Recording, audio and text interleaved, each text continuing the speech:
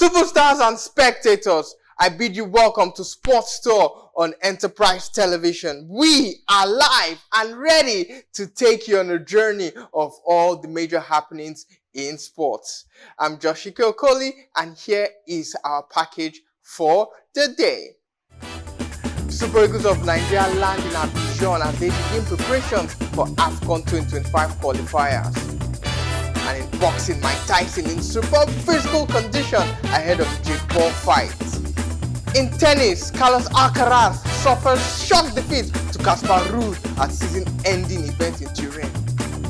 And in football, Ruud van Nistelrooy exits Manchester United as Ruben Amorim takes over. Let's take a short break on Sports Store. When we return, we will delve into our package for the day.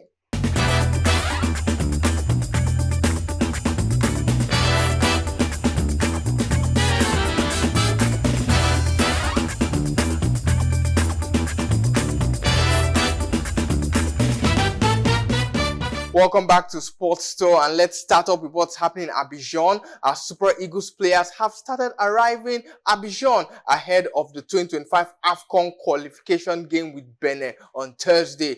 Brentford loanee Frank Onyeka, Club Brugge midfielder Rafael Onyedika, and Fasil Kenema shortstopper Amas Obasogie were the first set of players to arrive, with the likes of Moses Simon, new invitee Gabriel Osho, Samuel Chukwueze, Bruno Onyemaechi, Fisayo Dele Bashiru, Alex Iwobi, Olaoluwa Aino, Ademola Lukman, Calvin Bassey, goalkeeper Stanley Nwabali, and captain William Troost Ekong arriving earlier, and with other players also expected to arrive later on Tuesday. The Super Eagles need 1 point to secure their place at the 2025 AFCON, which will be staged in Morocco. And having garnered 6 points from the back-to-back games against Libya, the Super Eagles sit atop Group D with 10 points. Benin occupy the second spot with 6 points, Rwanda are in third with 5 points, and Libya sit at the foot of the table with just a solitary point. Boxing icon Mike Tyson, Iron Mike Tyson, looks in great fighting shape as he gears up to face YouTuber Jake Paul. And despite the 31-year-old gap between Jake Paul and Tyson, the former heavyweight champion has rolled back the years to step into the ring in the early hours of Saturday. And after months of training, Tyson, who is 58 years old, has returned to his infamous ripped physique, looking as powerful as he did in his prime. Iron Mike, who last fought in 2020 against Roy Jones Jr. in an exhibition match, has kept himself fit, sparking huge interest among fight fans. Jake Paul, who is 27, has made waves in the boxing world by taking on former, mostly MMA fighters, and also boasts a growing reputation in the ring with only one professional loss to Tyson Fury's younger brother, Tommy Fury. In tennis, four-time Grand Slam champion Carlos Alcaraz suffered a shock opening defeat to Casper Ruud at the season-ending ATP Finals in Turin on Monday evening. Norwegian star Ruud blew the John Newcombe group wide open with a stunning 6-1, 7-5 victory over world number 3 Alcaraz at the Inalpi Arena. Ruud, who reached the championship match on his previous appearance in 2022, capitalized on a lackluster performance from the Spaniard to close out the match in 86 minutes. Alcaraz, who won the French Open and Wimbledon titles this year, is hoping to become the first Spaniard to win the prestigious year-ending title since Alex Corteia in 1998. He will next face German Alexander Zverev on Wednesday, while Ruud will face Andrei Rublev also on the same day. In the other John Newcombe group game, Alexander Zverev ignited his pursuit for a third year-end trophy with a commanding 6-4, 6-4 victory against Andrei Rublev on Monday evening. Zverev, fresh from replacing Alcaraz as the world number 2, triumphed in just 72 minutes and sent down 9 aces a week on from his Paris Masters win. It earned Zverev a tour-leading 67th win of the season and ensured he made the perfect start to his pursuit of a third ATP Finals victory after his success at the 2018 and the 2021 ATP Final tournaments. Let's move over from Turin to Old Trafford and tell you that Ruud van Nistelrooy's spell with Manchester United has come to an end. The club has confirmed the day after the Dutchman led the team to a 3-0 Premier League victory over Leicester in his 4th game as interim manager.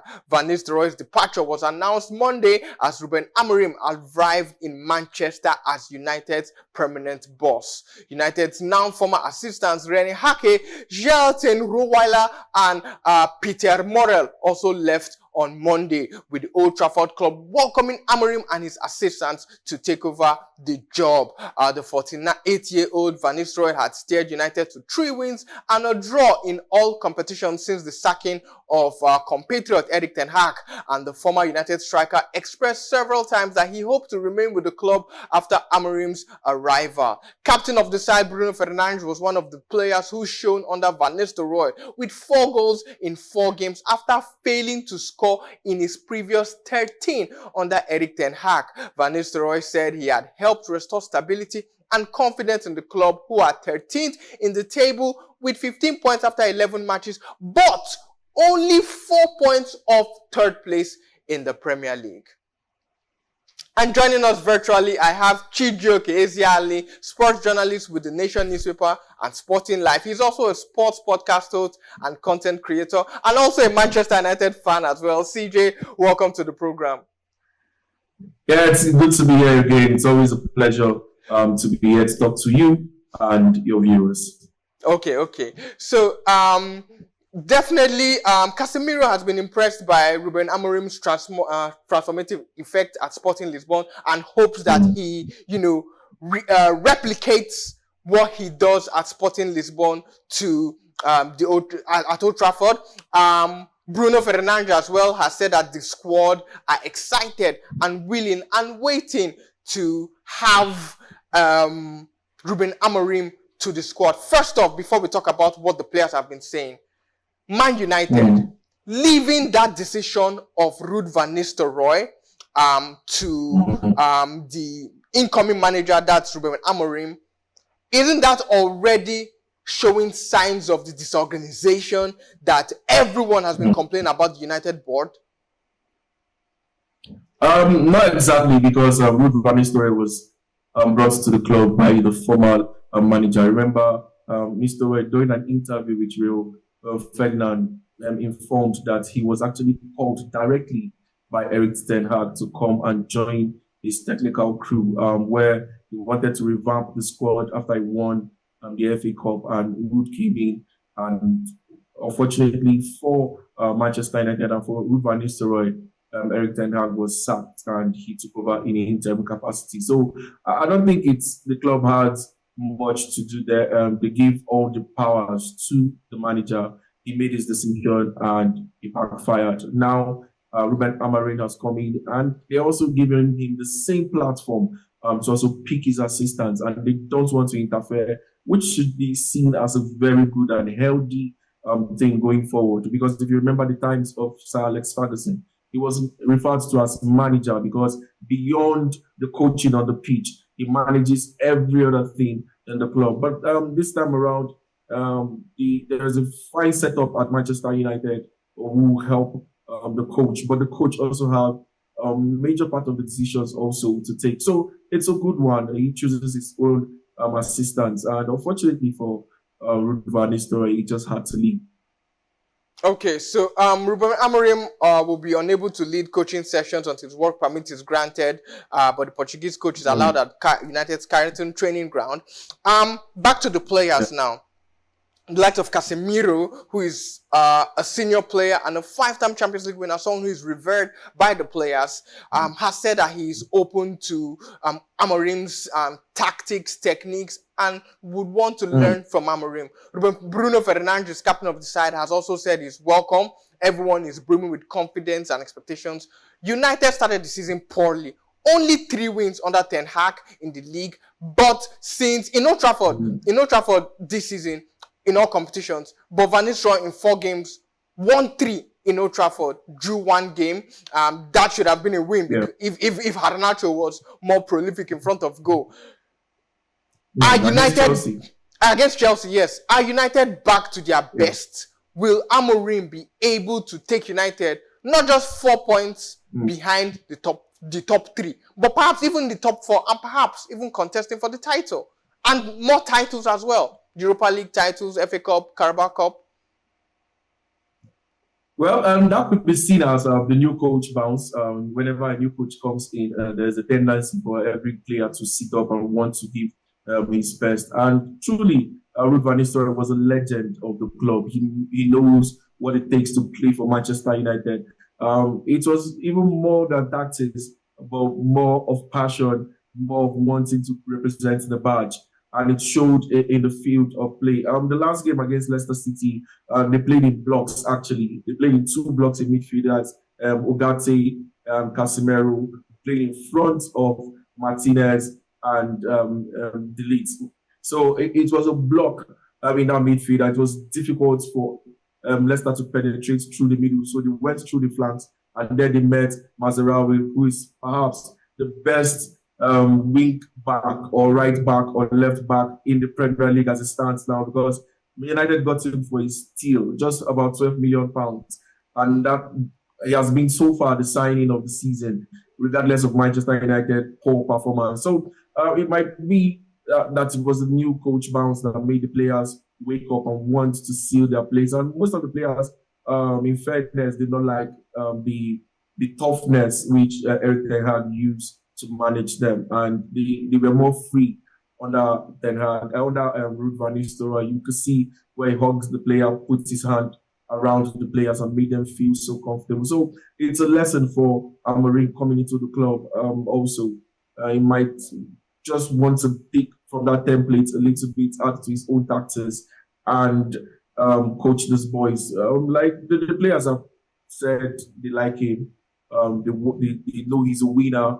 They feel they can win with him. But they should also be reminded that there's a poll outside now in England that said 54% of the fans are not confident at all in Amorim, and they see him to fail at Manchester United. So that's a big one, and that's a whole challenge for the new manager coming to Old Trafford. Okay, quickly, CJ, before I let you go. Amorim plays a 3-4-3. Yeah. United play a 4-man backline, 4-2-3-1. And then, let's say United have a wealth of centre-backs. Euro has not even played this season. Maguire, there's Lindelof. But then, the full-back position, the wing-back position, Dalot, Mazraoui, and then 2 unfit players, Luke Shaw, Tyrell Malacia. How will Ruben Amorim, bearing in mind that he has stated that he is not going to be buying any Sporting player in January, maybe in the summer. So most likely, United will perhaps make do with the players that they have, maybe recall some from loan like Alvaro Fernandez, who is also a fullback. How will Amorim use the players that United have to factor into his 3-4-3 dynamic that has helped him win all matches, 100% record in the Premier Liga in Portugal. He's won 3 matches, drawn 1 in the Champions League. His only loss came in the Super Cup against FC Porto. It would be unfair for anybody to expect Amorim to win every game as a Manchester United coach from this moment to the end of the season. But one thing he will surely do is to change the dynamic of the team. He has already said his team he wants players that will play in high intensity. And that means for players like Marcus Rashford that will want to walk around the pitch sometimes, there will be no space for you. You might be going to the bench if you want to play that way. You mentioned about the back line.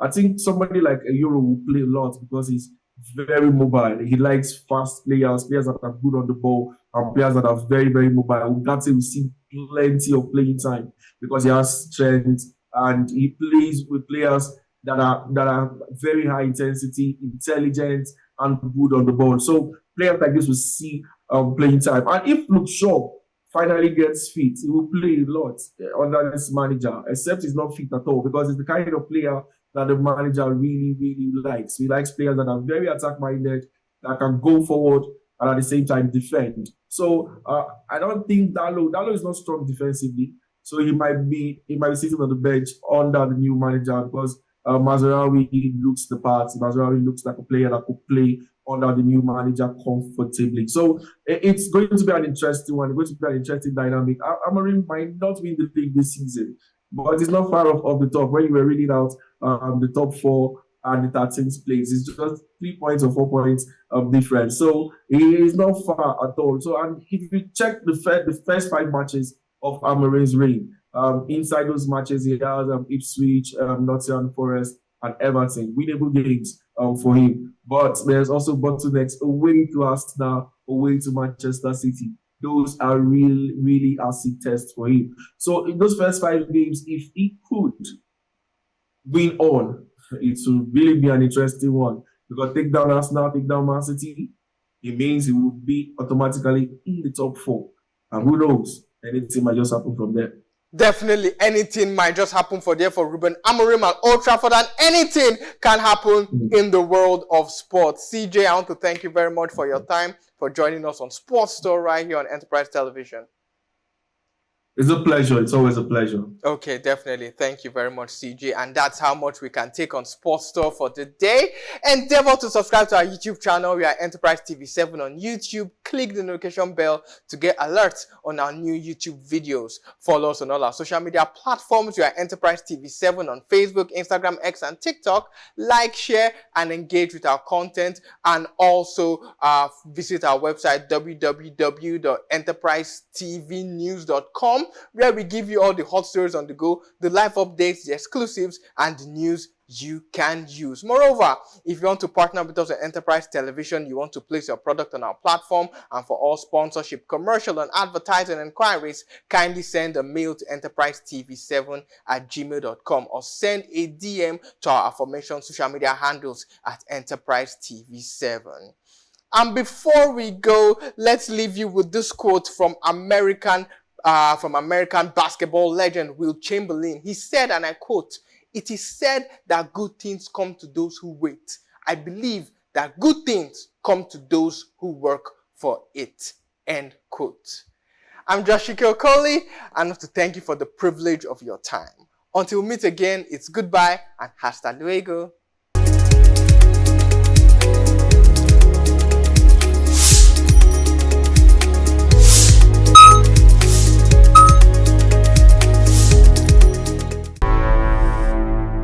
Enterprise TV, a tradition of truth.